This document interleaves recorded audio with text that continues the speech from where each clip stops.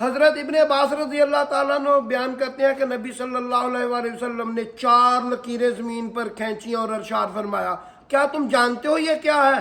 صحابہ نے عرض کیا، اللہ اور اس کا رسول بہتر جانتے ہیں۔ تو نبی کریم صلی اللہ علیہ وآلہ وسلم نے ارشاد فرمایا کہ جنت میں 4 عورتوں کا بہت زیادہ مقام ہے۔ سب سے پہلے خدیجہ بنت خویلد، پھر فاطمہ بنت محمد، پھر فرعون کی بیوی آسیہ بنت مزاحم، اور اس کے بعد مریم بنت عمران۔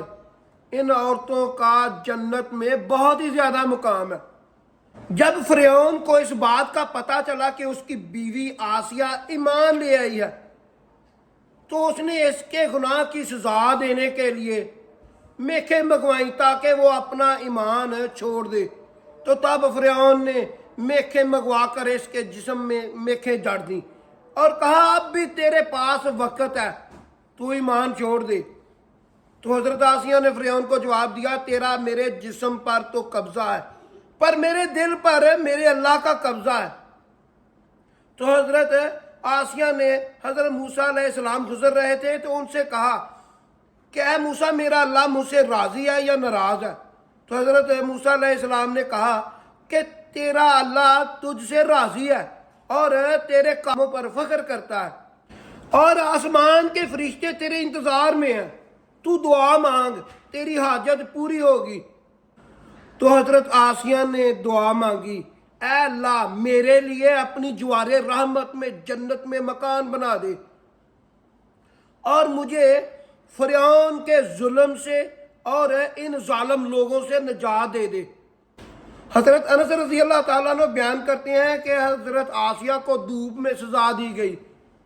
جب لوگ ان کے قریب سے دور ہو جاتے تو آسمان سے فرشتے نازل ہوتے جو پر بلا کر حضرت آسیہ پر سایہ کر دیتے، اور وہ آسمان کی طرف نگاہ کر کے جنت میں اپنا مکان دیکھتی رہتی تھی۔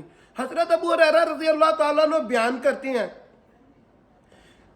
کہ فرعون نے 4 میخیں حضرت آسیہ رضی اللہ تعالیٰ عنہ کے جسم میں جڑوا دی تھی اور چکی کا ایک پارٹ حضرت آسیہ کے سینے پر رکھ دیا۔